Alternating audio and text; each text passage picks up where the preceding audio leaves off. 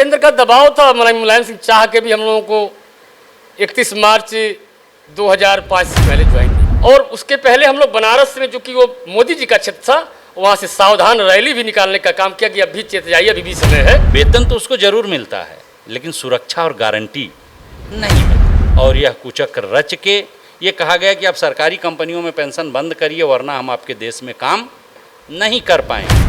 अगर ये एनपीएस को बाहर कर दें, जो एनपीएस के लिए पैसा दे रहे हैं, ये फिर 1.34 पर आ जाएंगे। एनपीएस के तहत रिटायर होने वाला 0.2% पाएगा, और ओपीएस के तहत अगर रिटायर हो रहा है तो लास्ट वेतन का 50% पाएगा। पेंशन को ऐसा कहा जाता है कि वो हमारे बुढ़ापे का सहारा होती है। जिस वक्त पे, जिस उम्र में लोगों के बच्चे भी ज़्यादातर उनका साथ छोड़ देते, तो उस वक्त जब लोगों के साथ खड़े रहते थे, कर्मचारियों के साथ खड़ी रहती, वो उनकी पुरानी पेंशन होती है। लेकिन अब ये हुआ कि सरकार ने ऐसा कह दिया कि पुरानी पेंशन पे रोक लगा दी जाएगी। इससे कर्मचारी काफ़ी ज़्यादा आहत हुए, कर्मचारी काफ़ी ज़्यादा परेशान हुए, क्योंकि ये एक बहुत बड़ी बात होती है कि आप एक नौकरी को करते हैं कुछ सालों तक, उसके बाद आप सोचते हैं कि बुढ़ापे में हम आराम से अपनी पेंशन को लेंगे, अपना अच्छे से जीवन व्यतीत करेंगे, और उस चीज़ पे जब रोक लग जाती है तो बहुत बड़ी बात हो जाती है। और इसको लेकर तमाम तरह के प्रोटेस्ट, तमाम तरह के धरना प्रदर्शन देखे गए, तमाम प्रोग्राम देखे गए, vote for OPS, run for OPS. और ये सिर्फ एक राज्य का मुद्दा नहीं, बल्कि ये देश के कई राज्यों का मुद्दा है, जिसके लिए कर्मचारी लगातार प्रयास कर रहे हैं कि हमारी जो पुरानी पेंशन है वो किसी तरह से बहाल हो जाए। लेकिन जो सरकार है वो अपने पे अड़ी हुई है, वो पुरानी पेंशन बहाल करने का नाम ही नहीं ले रही है। उसका तो बस यही कहना है कि नई पेंशन अच्छी है। नहीं, अरे जब नई पेंशन अच्छी है लेकिन कर्मचारी ही नहीं खुश है, तो उस नई पेंशन का कर्मचारी करेंगे क्या? जब भी कुछ बात होती है तो ऐसा अभी हाल ही में निकल कर सामने आया कि नई पेंशन में सुधार कर दिया जाएगा। लेकिन सुधार की क्या ज़रूरत है? आप ओपीएस लागू करिए, कर्मचारियों में खुशियाँ होंगी, कर्मचारी भी मानसिक रूप से परेशान नहीं होगा, तो अच्छे से काम करेगा। फिलहाल इन सारे मुद्दों पर बातचीत करने के लिए हमारे साथ दो खास मेहमान हैं, तारकेश्वर शाही जी और मनोज राय जी, जो कि ओपीएस को लेकर लगातार बात करते हैं और ये मुद्दा उठाते हुए ओपीएस की लड़ाई लड़े। आज इन दोनों लोगों से बातचीत करेंगे और जानेंगे कि अब इस वक्त पे ओपीएस को लेकर उत्तर प्रदेश में, या यूं कहें पूरे देश में, क्या कुछ चर्चाएं हो रही हैं। आप दोनों का ही हमारे चैनल पे बहुत बहुत स्वागत है। तारकेश्वर जी, आपसे शुरू करते हैं। ये ओपीएस का मुद्दा बहुत बड़ा मुद्दा है। Vote for OPS, run for OPS, तमाम तरह के प्रोग्राम, और सरकार से जब ये सारी बातें पहुंचती है सरकार तक, तो सरकार ये कह देती है कि एनपीएस अच्छी है। तो अगर एनपीएस अच्छी है तो उसमें सुधार की क्या जरूरत है? सबसे बड़ा सवाल तो यही खड़ा होता है। सरकार कह रही है कि हम ओपीएस की तरह एनपीएस देंगे जी। तो भाई हमको सीधे ओपीएस दे दो ना भैया। हम मांग रहे हैं सेव, आप कर नहीं नारंगी, हम सेव के रंग का रंग का दे रहे हैं, तो क्या मतलब उसका है? देखिए, 22 दिसंबर 2003 में जो है अटल बिहारी वाजपेयी जी की सरकार ने अध्यादेश लाया था, अधिसूचना जारी की थी, जो 1 जनवरी 2004 से एनपीएस लागू करने की व्यवस्था बनाई, और 31 दिसंबर 2003 तक ही जिनकी नियुक्ति थी उनको ही ओपीएस मिलना था। तो उसके बाद चुनाव में सरकार गई, अटल बिहारी वाजपेयी की सरकार वापस नहीं आई, कांग्रेस की सरकार बनती है, माननीय मनमोहन सिंह प्रधानमंत्री बनते हैं, और उस योजना को अमली जामा पहनाने के लिए मनमोहन सिंह की सरकार काम की। तो हम, कोई हित ऐसी नहीं है, सबका चाल और सत्ता का चाल और चरित्र एक होता है। सरकार किसी का हो, जब सत्ता में आता है, यही योगी जी हमारे मनमोहन जी को चिट्ठी लिखे थे कि पुरानी पेंशन कर्मचारियों शिक्षकों की बहाल कर दीजिए। आज सत्ता में है योगी जी, अब आज जो है बड़े मुश्किल से तो एक काम हुआ हम लोगों का। हम लोगों की नियुक्ति देखिए, हमारा विज्ञापन निकला था जनवरी 2004 में।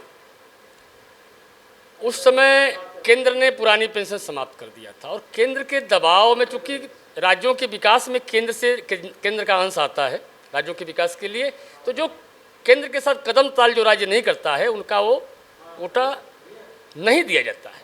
तो दबाव होता है। धीरे धीरे देश की सारी सरकारों ने अलग अलग तिथियों पे अपने यहाँ से उस व्यवस्था को अंगीकृत किया। हमारे यहाँ माननीय मुलायम सिंह जी की सरकार थी, और मुलायम सिंह जी भी शिक्षक थे, वो जानते थे कि इसके दुष्परिणाम क्या होंगे। लेकिन मुलायम सिंह ने 15 महीने तक इंतजार किया कि स्थापित संगठन अब तो कुछ बोलें, अब भी बोलें, लेकिन स्थापित संगठन जो पुरानी पेंशन से आच्छादित लोग थे वो कान में तेल डाल के सोए हुए थे। बड़े भीगे मन से माननीय मुलायम सिंह जी ने केंद्र के साथ कदम ताल करने का निश्चय किया, चूँकि विकास योजनाएं प्रभावित हो रही थी। उत्तर प्रदेश के विकास के सवाल पर वो भी अध्यादेश लाए 28 मार्च 2005 को, और उत्तर प्रदेश में भी वो काला कानून 1 अप्रैल 2005 से प्रभावी हो गया। उसके बाद और हमारा विज्ञापन पहले का था, हमारा ट्रेनिंग 6 महीने का होना था और उसके बाद नियुक्ति होनी थी, टिल ज्वाइनिंग हम लोगों को मानदेय मिला। हमारा ट्रेनिंग 6 महीना की बजाय 17 महीने तक चला, हमको पुरानी पेंशन से रोकने के लिए, क्योंकि केंद्र से पैसे आते हैं वेतन के लिए, और केंद्र की जब हरी झंडी नहीं होगा तो प्रदेश सरकार नौकरी नहीं दे पाएगा। तो केंद्र का दबाव था, मुलायम सिंह चाह के भी हम लोगों को 31 मार्च 2005 से पहले ज्वाइन नहीं करा पाए। हम लोग क्रॉस कर गए, पुरानी पेंशन से महरूम हो गए। फिर चूँकि हमारा विज्ञापन पुरानी पेंशन की सेवा शर्तों पे निकला था, और हम लोग जब हम लोग को जानकारी हुई पुरानी पेंशन भी कुछ होता है, भाई अभी तो नौकरी की बात थी, नौकरी मिली, हम लोग कुछ पता नहीं था पुरानी पेंशन क्या होती है। बाद में जब जानकारी हुई 2008 से हम लोग माननीय हाई कोर्ट में दस्तक दिए, और सिंगल बेंच में हम लोग जी के सरकार फिर जो है मायावती जी की आई, डबल बेंच में गई, वहाँ भी हम लोग जीते, तब तक योगी जी की सरकार बन गई। और माननीय योगी जी चूँकि हमारे गोरखपुर से थे तो हम लोग बराबर मिलते जुलते थे, तो जाके मिला गया, उनका सम्मान किया गया, स्वागत किया गया, बधाई दी गई मुख्यमंत्री बनने की, और बताया गया कि महाराज जी डबल बेंच का फैसला है और हम लोगों का लाभ हो सकता है, 50-60 हज़ार 70 हज़ार लोग इससे लाभान्वित हो सकते हैं, आप चाहें तो कर सकते हैं। तो कहे पेपर लेके आइएगा, पेपर नहीं ले गया था। फिर अगली बार जब गए गोरखपुर तो पेपर लेके उनसे मिला था, तो कहा ठीक है, हाँ अच्छा है, बढ़िया है, ये जो है मैं चेक करवाता हूँ, दिखवाता हूँ। और चेक करवाने दिखवाने में उत्तर प्रदेश सरकार विदिन 1 वीक सुप्रीम कोर्ट चली गई, सारे रास्ते बंद हो गए। फिर हम लोगों ने फैसला किया कि अब इस सरकार से भी लड़ना पड़ेगा, और 29 जुलाई 2018 को हम लोगों ने गोरखपुर से चेतावनी रैली निकालने का काम किया, क्योंकि लोकसभा चुनाव नज़दीक था। हम लोगों ने कहा कि अब भी चेत जाओ, चेतावनी तुम्हारे लिए है, अगर पुरानी पेंशन अभी बहाल कर देंगे तो हम लोग आपकी सरकार, हिंदुस्तान का सिंहासन हम भारतीय जनता पार्टी को दिलाने में प्रयासरत रहेंगे। नहीं हुआ, काम नहीं हुआ। हम लोगों ने वोट फॉर ओपीएस का नारा चलाया और उसका डाटा भी आया। देश के 543 लोकसभा क्षेत्रों में पहले दौर की जो गणना हुई, जिसमें बैलेट वोट गिना गया, जो कर्मचारियों शिक्षकों का वोट था, उसमें 543 में 428 सीटों पे भाजपा हारी है। ये संदेश देने का काम हम लोगों ने किया। और उसके पहले हम लोग बनारस में, जो कि वो मोदी जी का क्षेत्र था, वहाँ से सावधान रैली भी निकालने का काम किया कि अभी चेत जाइए, अभी भी समय है। लेकिन वो सरकार दम्भ में चूर थी और जनता मोदी मोदी कर रही थी, वो हम लोगों की बातों को नहीं समझती थी। जबकि हमारा पेंशन, एक आदमी पेंशन पाता है तो पूरा परिवार उससे चलता है।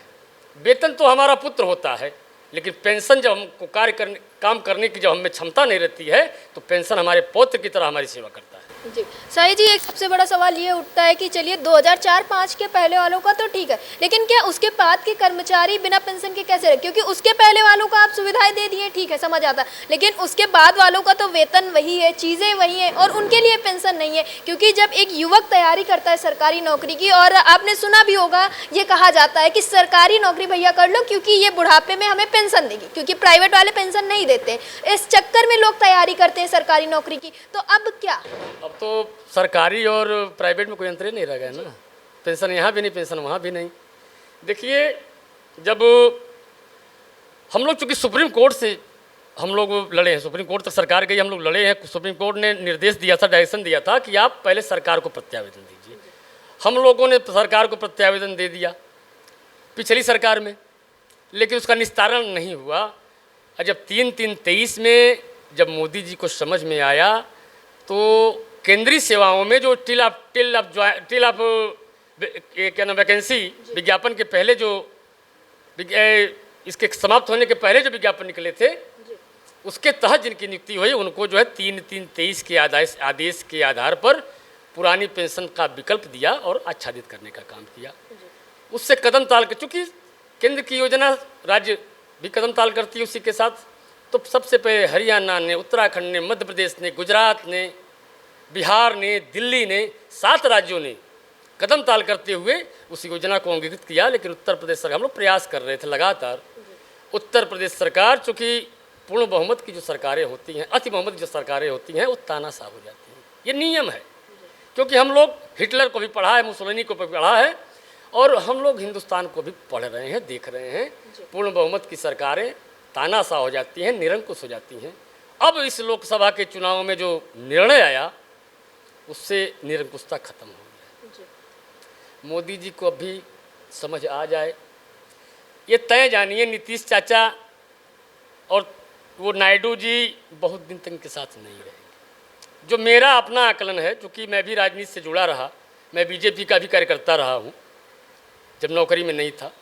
बीजेपी का मैं जिले का महामंत्री रहा युवा मोर्चा का 1991-90 में, मैं छात्र संघ का महामंत्री रहा। तो हम लोग सरकार को नज़दीक से जानते हैं और सिस्टम को भी नज़दीक से जानते हैं, राजनीति का विश्लेषण भी हम लोग करते हैं। हमारा जो अपना मानना है, जब सितंबर 2025 में बिहार का चुनाव हो जाएगा, रिजल्ट जो भी हो, रिजल्ट अगर नीतीश बाबू के पक्ष में आता है तो निश्चित रूप से या तो अपने बेटे को या तो अपनी पत्नी को मुख्यमंत्री बनाएंगे। और नीतीश बाबू के पास ऑफर है इंडिया गठबंधन का कि आइए हम आपको प्रधानमंत्री बनाते हैं। तो जब बिहार अपने कब्जे में ले लेंगे तो देश को भी अपने कब्जे में लेना। कोई भी देखिए, किसी को पद मिलेगा, कोई काटता नहीं पद किसी को। जब सरकार बदलेगी, जब भाजपा की सरकार हटेगी, तब पुरानी पेंशन बहाल हो। आइए मनोज जी से भी बातचीत कर लेते हैं, उनसे जानते हैं कि उनका ओपीएस को लेके क्या राय है। मनोज जी, एक सवाल जो सबसे ज़्यादा खड़ा होता है कि अगर प्रधानमंत्री, मुख्यमंत्री, वित्त मंत्री या जो तमाम मंत्री हैं, उनके लिए अगर पुरानी पेंशन अच्छी है तो कर्मचारियों के लिए ये नई पेंशन कैसे अच्छी हो सकती है? क्योंकि पेंशन तो दोनों को मिल रही है, पुरानी पेंशन, नई पेंशन, लेकिन उन लोगों के लिए पुरानी पेंशन अच्छी है और जो कर्मचारी लगातार कह रहे हैं कि हमें पुरानी पेंशन चाहिए, उनके लिए बता दिया गया कि आप लोगों के लिए नई पेंशन अच्छी है। इस पर आपका क्या कहना है? देखिए, प्रश्न ही गलत दिशा में हो गया। ये सरकार द्वारा कहा जा रहा है जी। और आप उसके अनुसार प्रश्न कर रही हैं जी। लेकिन वास्तविकता कुछ और है। वास्तविकता ये है कि हमारे पास 3 सर्वे हैं। जी। 1990-91 में पहला सर्वे आया, जिस समय सकल घरेलू उत्पाद का 0.34% पेंशन पर खर्च होता था। दूसरा सर्वे 2001 और 2002 में आया, जिस समय सकल घरेलू उत्पाद का 1.47% पेंशन पर खर्च होता था। कारण उसका ये बना कि जो लोग पहले भर्ती हुए थे उनका रिटायरमेंट कम हुआ था, लेकिन 10 सालों में रिटायरमेंट हुआ, नई भर्तियां हुई। सरकार ने इसी को पब्लिक के सामने और प्रेस के सामने प्रोजेक्ट कर दिया कि सकल घरेलू उत्पाद का इतना % अगर पेंशन पर खर्च होगा तो सरकार सरवाइव नहीं कर पाएगी। जबकि वास्तविकता कुछ और थी। वास्तविकता यह थी, 1996-97 में एक मीटिंग हुई थी। वह मीटिंग FDI और WTO, मल्टीनेशनल कंपनीज, सहारा, JVG, कृषि एक्सपोर्ट और दुनिया भर के सिटी बैंक, HDFC बैंक, जो कॉमर्शियल लोग आए, मल्टीनेशनल कंपनियां आईं, तो मल्टीनेशनल कंपनियां बहुत बड़ा बड़ा पैकेज देती हैं। तो जब ये पैकेज देना शुरू की तो लोग उनकी नौकरी करने लगे। लेकिन कोई भी पढ़ा लिखा आदमी जब वो मार्केटिंग कंपनी में जाता है, वो बैंक में जाता है, वो मीडिया सेल में जाता है, वेतन तो उसको ज़रूर मिलता है, लेकिन सुरक्षा और गारंटी नहीं मिलती। मुझे एक प्रकरण याद है, एक बैठक में मैं कहीं था, उस समय मैं किसी NGO में काम कर रहा था, मैं नाम नहीं लेना चाहूँगा। उस बैठक में मैं था और ब्रजेश मिश्रा जी उस समय सलाहकार हुआ करते थे आपको जो टीवी का नाम है माननीय अटल बिहारी वाजपेयी जी के, और ये प्रधानमंत्री थे, उसी समय ये बात आई। मल्टीनेशनल कंपनियों ने कहा कि साहब 5200 रुपये के वेतनमान पर नायब तहसीलदार और तहसीलदार के पद पर नियुक्ति होने के बाद जिस मैनेजर को मैं 2 साल ट्रेंड करके 1,60,000 रुपये वेतन दे रहा हूँ, वो रिजाइन करके चला गया। अब बात हुई क्यों चला गया, तो पता चला वो 5200 रुपये के वेतन में इसलिए खुश है कि जब वो रिटायर होगा तो उसको 52,000 की पेंशन मिलेगी। तब इन मल्टीनेशनल कंपनियों के दबाव में, जीवन बीमा कंपनियों के दबाव में, HDFC लाइफ के दबाव, ये जितने भी लोग आए थे, इन सब के दबाव में यह कुचक्र रचा गया। और यह कुचक्र रच के ये कहा गया कि आप सरकारी कंपनियों में पेंशन बंद करिए, वरना हम आपके देश में काम नहीं कर पाएंगे। जी मनोज जी, इस बीच में एक सवाल ये होता है कि अर्धसैनिक बलों की पुरानी पेंशन का जो मामला था, ये काफ़ी लंबे समय से चला आ रहा था और सारे मामले चले आ रहे, और इस पे अचानक से रोक लगा दी गई कि अर्धसैनिक बलों की ये जो पुरानी पेंशन का मामला था कोर्ट तक गया था, लेकिन इस पे रोक लग गई है। तो ये आप कैसे देखते हैं? और इसी के साथ ये बात CGI चंद्रचूड़ द्वारा कही गई कि पुरानी पेंशन नहीं होगी तो हमारा कैसे काम चलेगा, क्योंकि जब ये जो सबको न्याय दिलाते हैं वही जब न्याय की मांग करने लगे तो सबसे बड़ा सवाल तो यही खड़ा होगा। नहीं, मज़ेदार चीज़ आपने पूछा है, बहुत अच्छा पूछा है। मैं माननीय चंद्रचूड़ जी का बहुत सम्मान करता हूँ, बहुत सम्मान करता हूँ। बहुत अच्छे जज हैं वो, और बहुत अच्छे अच्छे फैसले उन्होंने दिया है। आज वो चिंता व्यक्त कर रहे हैं जिला न्यायालय के जज जो रिटायर हो रहे हैं उनके लिए। सुप्रीम कोर्ट और हाई कोर्ट के वकील जज जो हैं वो तो बहुत बेहतरीन पेंशन पा रहे हैं, क्योंकि माननीय उच्च न्यायालय, माननीय सर्वोच्च न्यायालय, विधायिका, पार्लियामेंट, राज्यसभा, इन्हीं लोगों को अब पेंशन रह गया है। और इसके अलावा जो हमारे मेन स्ट्रीम आर्मी, एयरफोर्स और नेवी, इनको तो पुरानी पेंशन योजना है, बाकी की ख़त्म कर दी गई। लेकिन उसमें जिनका आपने नाम लिया है CAPF, यह बहुत दुर्भाग्यपूर्ण है मैम, बहुत दुर्भाग्यपूर्ण है। मेरा एक छोटा भाई है, वो भी BSF में है, और वो बताते हैं, BSF के किसी जवान से आप मिलिए, कभी बॉर्डर की भी आप खबरें उठाइए, जहाँ बैरिकेटिंग लगी है और वो बाड़ लगे हुए हैं, उसके बाद फर्स्ट रो में BSF होता है, सेकेंड रो में CAPF, CRPF जो भी हों, थर्ड रो में हमारी आर्मी होती है। तो पहली गोली वो खाएंगे और उनको पेंशन नहीं। सुकमा में क्या हो रहा है, झारखंड में क्या हो रहा है, उड़ीसा में क्या हो रहा है, ये तो हमारे CRP और BSF, ITBP, SSB इन्हीं के जवान हैं ना। इनके लिए तो मैं माननीय न्यायालय, माननीय चीफ जस्टिस से करबद्ध हाथ जोड़ के प्रार्थना कर रहा हूँ कि आप चेतिए, संज्ञान लीजिए, जो आपने स्टे किया है माननीय उच्च न्यायालय के निर्णय को, उस पर बेहतरीन बहस करिए, जितना आपको करना है करिए, लेकिन इनको तो प्रथम पहली ही बार में आप पेंशन दे दीजिए। मनोज जी, लगातार प्रदर्शन चल रहा है OPS बहाली को लेके, और ये एक राज्य की बात नहीं, पूरे देश की बात है। हम लोग लगातार इसको कवर करें। अभी हाल ही में हम लोग की महाराष्ट्र में बात हुई, दिल्ली में बात हुई, और बात कर ले हरियाणा की, तो हरियाणा में भी कर्मचारियों से बातचीत हुई और वो लोग बता रहे हैं हम लगातार अपना प्रदर्शन जारी कर रखें। और इस बीच में कर्मचारियों ने एक कदम उठाया कि अब हमारे प्रदर्शन में हमारे साथ हमारे परिवार के लोग भी आएंगे और सरकार को जगाने की कोशिश करेंगे। तो ऐसे में आप जो आपके साथी हैं, सभी कर्मचारी हैं, उनसे क्या कहना चाहिए? हम उनसे यही कहना चाहेंगे कि आप निश्चित रूप से अपने मन मस्तिष्क को दोनों को तैयार कर लीजिए। हमें सरकार के द्वारा फैलाए गए इन कुचक्रों में नहीं फंसना है। आप गूगल कर लीजिए, आप बजट निकाल लीजिए। मेरी पिछली बात छूट गई थी, 2001-2002 में GDP का 1.47% पुरानी पेंशन पे खर्च था। आज की स्थिति क्या है? आज की स्थिति ये है कि 2023-24 में जो बजट का आकलन आया है, NPS पर इनके द्वारा दिया जा रहा जो धन है, जो 14% ये दे रहे हैं वो, और जो पुरानी पेंशन रिटायर वालों को दे रहे हैं, दोनों मिला के GDP का 2.83% खर्च हो रहा है। अगर ये NPS को बाहर कर दें, जो NPS के लिए पैसा दे रहे हैं, ये फिर 1.34 पर आ जाएंगे। ये अतिरिक्त पैसा खर्च कर रहे हैं, और ये पैसा ये किसको दे रहे हैं? HDFC, सिटी बैंक, इनके जो कंट्रोलर हैं PFRDA के अंतर्गत, और इस पैसे का वो आनंद उठा रहे हैं, और सरकार को कुछ नहीं मिल रहा है, सरकार घाटे में जाएगी।